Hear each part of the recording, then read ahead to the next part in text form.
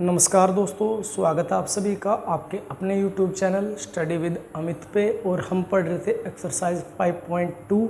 तो चलिए आगे के क्वेश्चन डिस्कस करते हैं। तो अब देखिए क्वेश्चन नंबर 11। क्वेश्चन नंबर 11 क्या कह रहा है आपको, which term of the AP है आपकी 3, 15, 27, 39 ऐसे चली हुई है, will be 132 more than it's 54 term. आपसे क्या कहा कि एक एपी है, एपी लिखते हैं सबसे पहले हम। एपी में है 3, 15, 27, 39 इस तरीके से एपी चली हुई है। आपसे कहा इस एपी का कौन सा पद 54वें पद से 132 अधिक होगा। ठीक है, यानी आपसे n का मान पूछा है भाई, इस एपी का कौन सा टर्म होगा जो 54वें पद से क्या होगा 132 अधिक होगा। तो हम मान लेते हैं कि वो nवा पद होगा। तो सबसे पहले आपने an निकालना है, फिर a54 निकालना है। ठीक है, क्या निकालना है, an निकालना है और a54, फिर उन्हें कंपेयर करेंगे। देखिए सबसे पहले हम लिखते हैं a कितना हमारा 3। अब लिखेंगे d का फॉर्मूला होगा a2 माइनस a1। a2 हमारा 15, a1 है 3, तो d की वैल्यू आएगी हमारी 12। ठीक है, अब लिखेंगे हम an का फॉर्मूला होगा a plus n minus 1 into D. a की वैल्यू 3 प्लस n की वैल्यू हमें पता नहीं, तो n को n ही रखेंगे। d की वैल्यू अभी निकाली थी है 12, तो यहाँ पे 3 प्लस इसकी अंदर मल्टीप्लाई करेंगे तो 12n, n से की 1 से करेंगे तो -12, क्योंकि -1 था। अब यहाँ पे देखिए सबसे पहले हम n वाले को लिख लेंगे 12n एज इट इज़, और यहाँ पे कितना हो जाएगा, 12 में से 3 माइनस करेंगे तो ये आएगा 9। ये आपकी an की वैल्यू आ गई।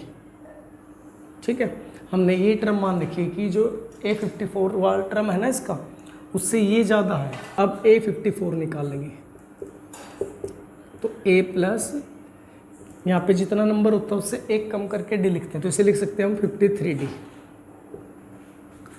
तो a की वैल्यू हमारी 3 प्लस 53 इंटू डी की वैल्यू 12। अब इन दोनों की मल्टीप्लाई करेंगे 12 3 जा 36, कैरी आ गया 3, 12 5 जा 60 और 3 63। इनको ऐड करेंगे, ये आएगा हमारा 6 और 3 9, तो ये आ गया आपका a54। अब आपसे ये कहा था इस क्वेश्चन में कि इस एपी का कौन सा पद 54वें पद से 132 अधिक होगा। तो हमने मान लिया भाई nवा पद है वो। ठीक है, nवा पद में an लिखा करें, यानी ये टर्म इससे क्या है 132 अधिक है, तो इन्हें हम कंपेयर करेंगे, इक्वल करने की कोशिश करेंगे। अब हमने ऐसे लिख दिया, ये इक्वल नहीं है लेकिन हमने इक्वल करने हैं, कंपैरिजन का सम है ये। ठीक है, तो ये ज़्यादा मान रखा कितना 132, या तो इसमें से 132 माइनस करेंगे इसमें प्लस, तो मैं इसमें प्लस करूँगा, यहाँ पे लिख देता हूँ प्लस 132, यानी इसमें ऐड किया हमने। अब इनकी वैल्यू पुट करेंगे, इसकी वैल्यू हमारी 12n माइनस 9, इसकी वैल्यू हमारी 639 प्लस 132। ठीक है, अब इसको सेम लिखेंगे।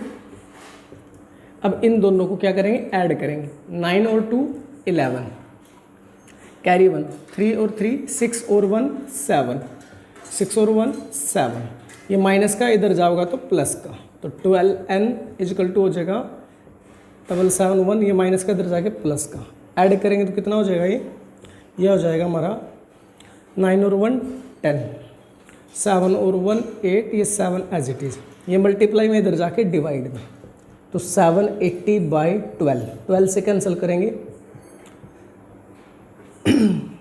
12 6 जा 72, कितना बच गया 6 बच गया, 60 हो गया, 12 5 जा 60, तो n की वैल्यू कितनी आएगी 65। यानी जो 65वां टर्म है यानी a65 है वो a54 से 132 मोर है। ये आपका 11th क्वेश्चन।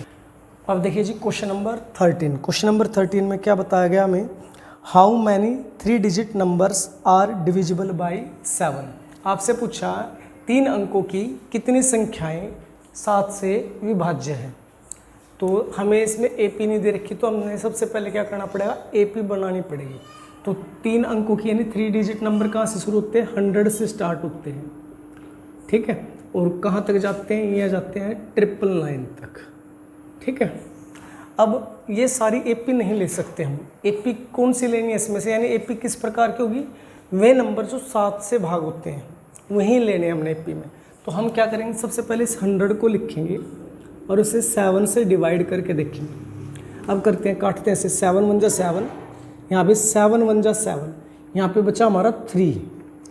तो अब 7 की टेबल में यानी यहाँ इकाई का अंक क्या रखेंगे, 7 से डिवाइड हो जाए। 7 1 जा 7, 7 2 जा 14, 7 3 जा 21, 7 4 जा 28, 7 5 जा 35। यानी यहाँ पे यदि 5 होगा तब ये कंप्लीट कैंसिल हो जाएगा, यानी जो पहला नंबर होगा वो हमारा कितना होगा, वो होगा हमारा 105। यानी जो हम AP बनाएंगे उसमें जो पहला नंबर होगा वो होगा 105, ठीक है। इस तरीके से देखेंगे। अब फर्स्ट तो हो गया, इससे अगला निकालने के लिए हमने क्या करना पड़ेगा, 7 ऐड कर देना बस हमने इसमें, तो कितना हो जाएगा 112। इससे अगले में 7 ऐड करेंगे 119। ऐसे ही एक लास्ट वाली टर्म की ज़रूरत पड़ेगी हमें, ठीक है ना। तो हम इस लास्ट वाले को क्या करेंगे, 7 से डिवाइड करके देखते हैं। तो 7 1 जा 7, यहाँ से 7 1 7, बच गए हमारे 2, ये हो गया 29। 7 4 जो होता है 28, ये 4 पे चला, यहाँ पे 28, तो यहाँ पे बचा 1, यानी 1, और यहाँ पे लास्ट में देखना इस 9 की जगह पे क्या रखेंगे, कंप्लीट डिवाइड हो जाए। तो 7 1 जा 7, 7 2 जा 14, 7 3 जा 21, लेकिन यहाँ पे 1 है तो 1 वाली टेबल में क्या आएगा, यहाँ 14 होना चाहिए, यानी इस 9 की जगह पे यदि 4 होगा तो ये कंप्लीट डिवाइड होगा। तो जो आखिरी वाला नंबर है वो हमारा 994, ठीक है। इस तरीके से हमारी AP तैयार होगी। अब आपसे पूछा भाई इस AP में कितने पद हैं, यानी ये कितनी संख्याएं हैं जो 7 से भाग होती है, और ये सारी की सारी 3 अंकों की हैं, यानी 3 डिजिट नंबर्स हैं। तो बस हमने खाली क्या निकालना है, AN निकालना है, ठीक, सॉरी N निकालना है, और ये लास्ट वाली टर्म हमारी AN मान लेनी है हमने। तो N फाइंड आउट करना है इसमें। तो A की वैल्यू है जो सबसे पहले है 105। अब D निकालेंगे, D होता है A2 - A1। वैसे आप डायरेक्ट भी लिख सकते हो क्योंकि हमने 7 ऐड करके तो डिफरेंस 7 का इनमें, तो यहाँ पे लिखेंगे 112 - 105, तो ये कितना आएगा, 7 आ जाएगा, ठीक है जी। ये आ गया आपका डिफरेंस, ये फर्स्ट टर्म, और इसे मानना अपने लास्ट टर्म, क्योंकि ये आखिरी में है तो लास्ट टर्म ही है ये 994। तो अब हमें N फाइंड आउट करना है, इस क्वेश्चन में क्या निकालना है, N। तो अब हम AN का फॉर्मूला ओपन कर लेंगे बस। AN इजकल टू होगा A + N - 1 × D। AN की वैल्यू है 994 इजकल टू A की वैल्यू है 105 प्लस N हमने फाइंड आउट करना है, और D की वैल्यू 7। यहाँ तक क्लियर। अब बाकी की डिटेल हम यहाँ पे करेंगे साइड। अब हम क्या करेंगे, इस 105 को इधर लेके आएंगे, प्लस का इधर आएगा तो माइनस का हो जाएगा।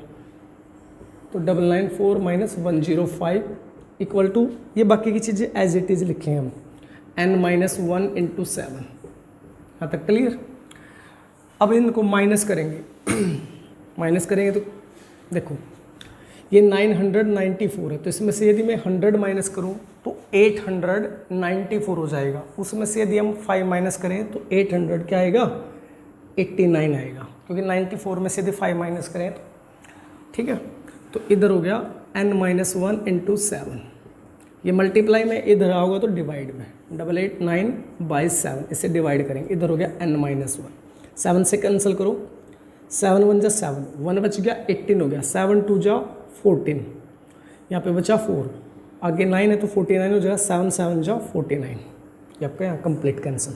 तो N - 1 इक्वल आएगा 127, यानी 127। ये माइनस का इधर जाएगा तो प्लस का, तो 127 + 1, तो N की वैल्यू आएगी हमारी 128, यानी इस AP में 128 पद है, ठीक है।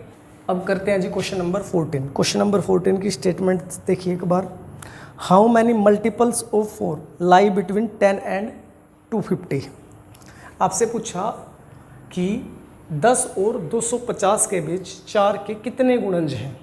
तो देखिए कैसे करेंगे। तो आपसे कहा भाई 10 और 250 के बीच, यानी इनके बीच हमने ये बताना भाई 4 के गुणज कितने हैं, यानी 4 के पहाड़े में कितने नंबर आते हैं। तो 10 के बाद 4 के पहाड़े में गुणा होगा, 4 × 12, यानी हमारी जो AP होगी, यहाँ लिख देता हूँ मैं, वो हमारी 12 से शुरू होगी। उसके बाद 4 चौके 16, 4 पंजे 20। इसी प्रकार इससे पहले देखेंगे। अब 4 एक इवन नंबर है और ये हमने लेने नहीं, इनको शामिल नहीं करना, इनके बीच की बात कही है, ठीक है। तो इनको हमने लेना नहीं, और 4 इवन नंबर है तो उससे इवन नंबर ही डिवाइड होगा, और कभी भी कंप्लीटली डिवाइड होगा। तो इससे पहले 249 आएगा, तो वो नहीं देखना हमने, 248 को चेक कर लेना है, क्योंकि ये इवन भी है और 4 से डिवाइड करके देख लेंगे। और 4 से डिवाइड करने का नहीं होता, आखिरी के 2 नंबर यदि 4 से भाग हो जाए तो पूरा नंबर 4 से भाग हो जाता है। तो यहाँ से कैंसिल करें, 4 एकम 4, 4 दूनी 8, ये पूरा कैंसिल हो रहा है। ये यानी लास्ट का जो नंबर होगा वो होगा 248, ठीक है। अब हमने इसमें नंबर ऑफ टर्म बतानी, यानी n की वैल्यू बतानी, भाई इसमें कितने टर्म हैं, ठीक है। तो इसे हम मान लेंगे an, a और d हम स्टार्टिंग से निकाल लेंगे और n फाइंड आउट कर देंगे। तो a की वैल्यू हमारी 12, d की वैल्यू निकालेंगे वो होगी a2 माइनस a1, तो a2 है 16 माइनस 12, तो यह आ जाएगा हमारा 4। an लिख लेंगे, an की वैल्यू हमारी 248, तो हमने n फाइंड आउट करना है इसमें। तो an को ओपन करेंगे, an का फॉर्मूला होता है हमारा a plus n minus 1 into D. an की वैल्यू 248 इजिकल टू a की वैल्यू हमारी 12 प्लस n हमने फाइंड आउट करना है, इसलिए n को n रखेंगे, d की वैल्यू 4। यहाँ तक क्लियर। अब बस आपको सिंप्लीफाई करना है इसे और आंसर आ जाएगा आपका। ये प्लस का इधर लिया हो इसे, तो 248 minus 12 is equal to n minus 1 into 4, n minus 1 into 4। अब माइनस करेंगे, 8 में से 2 6, 4 में से 1 3, ये 2 as it is equal to n minus 1 into 4। ये 4 मल्टीप्लाई में इधर लेकर आओगे तो ये डिवाइड का हो जाएगा, तो 236 by 4 equal to n minus 1। 4 से कैंसिल करेंगे, 4 5 जा 20, 3 बच गया, 3 बच गया और आगे 6 है, तो कितना हो गया 36। तो 4 9 जा 36, तो n माइनस 1 इजिकल टू हो गया 59। ये माइनस का इधर जाके प्लस का, तो 59 माइनस 1, तो n इजिकल टू आ जाएगा 60। इस AP में कितने पद हैं, 60 पद हैं भाई, ठीक है।